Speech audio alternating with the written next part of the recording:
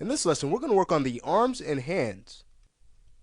If we go ahead and start back from the beginning of our animation again, starting from frame 1 and hit play, focusing on the hands, notice they grab a hold of the handle at the same time, and we don't want that type of motion because that's called twinning, and twinning can harm your animation by taking away from its appeal as well as its realism. So what we'll do to fix this is simply offset the time at which one hand reaches the handle from the other. So let's have the left hand reach first. We'll just select the left arm arcade and the left wrist control, and we'll take this key on frame 10, shift select it, and move it down one frame to the left. So now it lies on frame 9, and even one frame will suffice, as we'll see here in a bit. If we go ahead and hide our NURBS curves, get a nice view, and just render off a play blast, we'll get to see what that one frame offset actually did. So let's go ahead and render off a play blast from about this angle. Here it is. Great, so here we see an example of just how much better the animation will look even when we do just even a one frame offset. Having one hand reach the object here, which is the handle, okay, before the other. So let's go ahead and close out this play blast and continue. What we need to work on now is adding arcs in the arm, okay, when the character does plant his hand on the handle. Right now we're getting linear motion, okay, this like diagonal line. It's going from point A to point B, and if you follow my line, here's the path of action, right? When we want more of an arcing motion. So let's go ahead and get that effect. What we'll do is bring back our control curves, and let's just select the left arm arcade. We'll start with it and go into our perspective and graph view. Once there, let's check out our translate Y, hit F to frame the F curve. Okay, so what we'll do is at about frame, let's say at about frame 7, just before the character is about to grab a hold of the handle, we'll translate his hand up in the Y. Now once we do that, notice how our F curve looks. Okay, if we get a better view, now we're getting that arc in here, and if we examine it in our workspace, we'll see that as well. If we scrub back and forth and even hide our curve so we could just focus on the arm, when we scrub back and forth, notice now we're getting a nice arc out of that arm. Excellent. So with that done, that pretty much completes that arm, and we can start working on the wrist. Okay, so let's select that, and what we need to do here is basically add some follow through where the arm is going up and where the hand plants as well. Okay, so let's go ahead and work on that. What we can do is go to about frame 5, and the wrist should pretty much follow the same path as the lower arm here, and it's not doing that right now. Right now it's kind of bent awkwardly, so let's fix that. What we'll do is on frame 5, let's go to the rotate Z and adjust that just slightly so that the rotate Y is more vertical. Then we'll go to the rotate X and adjust it so that it's more flat palm, okay, rather than in a diagonal direction. And then we could even check out our curves to see the settings we've just made. Okay, so there they are. And if we wanted to, we could adjust them to get a better flow in here.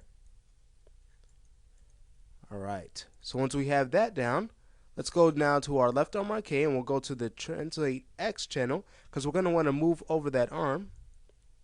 So let's go ahead and bring down the view a bit. So let's bring over the arm like so. So now the wrist is following with the arm as it should. And watch what we get now. If we notice, if we go ahead and hit F in our graph editor, we get that another arc, this time in more of a top view. So if we go into our perspective and look at our arm in more of a top view, hide our curves, scrub back and forth, notice we get this nice curve, okay, as we scrub back and forth. Excellent. So we're just about done with that wrist there. Let's bring back our control curves and select the wrist again. Let's work on adding some follow through. So we'll go to frame 5, and on frame 5 now we could go to the rotate Y and even check out our perspective and graph view. Go to the rotate Y to see what we're about to do, and we'll just bring it down for the follow through as it's coming up. And just before it plants, we'll add just more of an anticipation pose rather than a follow through pose, where the character is anticipating grabbing a hold of the handle. And that's another principle we want to make sure we have in our animation, because we too do move in anticipation, therefore our characters must too. Okay, so we'll take this rotate Y and just bring it up. Okay, and then boom, the character plants. So here's what we get. We go ahead and check out our motion in a side view. Excellent. That looks great. Let's check out a top view. We don't want to check out our animation in one view and multiple views. Alright, great. So with this done, we can even check out a play blast to see how everything's looking. So we'll get a nice view just focusing on the hand and what we've worked on for it. Alright, so how about from this angle here? Here it is. Excellent. Alright, so now our grab is looking much better. So now if we check it out and scrub back and forth with the left mouse button, clicking and dragging, we can see that we're getting a nice arcing motion now. So if I were to go ahead and draw in here, here's what we're getting now when the character is grabbing a hold of the handle rather than what we were getting before, this linear motion. Okay, so we want to have those arcs in our scene. And we're also getting a nice wrist snap. If I go ahead and clear this frame out and hit play, we're also getting a nice plant there with that hand. Excellent. So now we could go ahead and apply the same things to the right arm, starting with the arm IK, going to our perspective and graph view, and with the translate Y selected, focusing on it. This time, rather than going to frame 5, since there was a 1 frame offset, we could just go to frame 6. And on frame 6, we'll bring up the hand. Oh, excuse me. Let me go ahead and undo that. Actually, it was on frame 7, so we'd go to frame 8. Alright. And lift up the arm there. There we go. Check out our F curve. Alright, that's looking good. There's our arc. Now we can move on to working on the wrist. Now notice something about the wrist.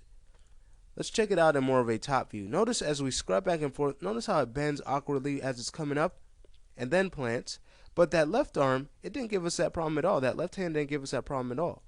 Well, what we need to do is actually adjust our rotation here on frame 10. Okay, otherwise if we don't, we'll get this weird issue. If we go ahead and let's say go to frame 6 for example and try to edit the wrist where the rotate Y is pointed in a pointed vertically, okay, we'd get some weird rotation. So what we want to do is actually use our individual controls rather than what we did before using our just local mode. Okay, so here's another example of when we'd want to use just these individual channels. So let's go into our perspective and graph view. We'll hit F to frame our keys, and we just want to delete the rotate keys here on frame 10. So let's get rid of those. Goodbye. Alright, great. Then we could go back to our perspective view, and on frame 10 we could start with the rotate Y. We could bring up the wrist, and then the rotate X. Okay, making sure that the hand is on the handle, so we didn't get rid of the fist key, so we can see for our character it's really gripping the handle. So we could bring it up in the Y now. Alright, great. So that's better. And now notice when we scrub through, we're not getting that weird wrist issue we were getting before. Excellent. So now we could go ahead and work on fixing up the wrist now. So we'll add that. We'll fix up the pose on frame 6 rather than frame 5, as what we did with the left arm, going into our perspective and graph view as well. And for this, we could go to our, let's see, rotate Z and adjust the wrist a little bit there, so that the rotate Y is pointed vertically, and then the rotate X will fix, so that the hand is more flat palm rather than pointed diagonally. Alright, and then once these changes are made, we could even go ahead and check out our keys to see if we can make any adjustments, and maybe just on this rotate X, bringing that up to get a better flow. Then we could select this right arm, and on frame 6 we'll go ahead and bring it over, and we could check out the translate X. And notice the translate X doesn't have a key on frame 10, so we could just go ahead and get out the crate there and just move over the arm a little bit on frame 10, so it's better positioned as we had it before. And then if we go ahead into more of a top view in our perspective, we can see that arc that we're getting now. If we scrub back and forth. Alright, great. So now we could go back to frame 6, select the wrist, and focusing on the rotate Y, we'll go to that channel and bring the wrist down for the follow through. Okay, and just before the hand plants, we add our anticipation to the plant, just with 1 frame offset. Keep it nice and snappy. And we don't want to make things too snappy sometimes. This will suffice here, but we don't want to make things too snappy sometimes, otherwise it'll look abrupt and wrong. But at times snappy does work, especially on fast motions like what we're having now. So with all of these things done, we've now pretty much completed our arms and hands. So if we render off a play blast, we could see the progress that we've made. So let's go ahead and do that from about this angle. Here it is. Excellent. So now they look much better than they did before. So we went over a few principles like arcs and even anticipation, and also the importance of getting rid of twinning in our animation. Okay, so we can get the most appealing look and most entertaining look out of it. So with these things done, that does complete our arms and hands for now, and that also wraps up this lesson. Our next task is going to be, in the following lesson, is going to be to work on the fingers.